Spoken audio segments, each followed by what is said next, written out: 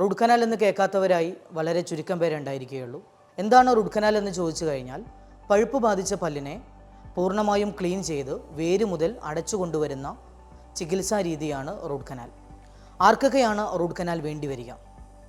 പല്ല് വേദന വന്നു കഴിഞ്ഞാൽ റൂട്ട് കനാൽ അത്യാവശ്യമായി വരും.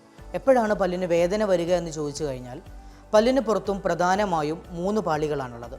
ഏറ്റവും പുറത്തു വരുന്ന ഇനാമൽ, അതിന് തൊട്ട് താഴെയായിട്ട് ഡെൻറ്റിൻ, അതിനകത്തായിട്ട് പൾപ്പ് എന്ന് പറയുന്ന പല്ലിൻ്റെ ജീവനുള്ള ഭാഗം. പല്ലിൻ്റെ പഴുപ്പ് ആദ്യത്തെ പാളിയായ ഇനാമലിനെയും രണ്ടാമത്തെ പാളിയായ ഡെൻറ്റിനെയും കവർന്ന് പൾപ്പിലെത്തിക്കഴിഞ്ഞാലാണ് ഒരാൾക്ക് പല്ലുവേദന തുടങ്ങുന്നത്. ഇങ്ങനെ പൾപ്പിലേക്ക് പഴുപ്പ് എത്തിക്കഴിഞ്ഞാൽ ഈ പൾപ്പിനെ ബാധിച്ച പഴുപ്പിനെ പൂർണ്ണമായും നീക്കം ചെയ്ത് വേര് മുതൽ ക്ലീൻ ചെയ്ത് വേര് മുതൽ അടച്ചു കൊണ്ടുവരുന്ന ചികിത്സാ രീതിയാണ് റൂട്ട് കനാൽ.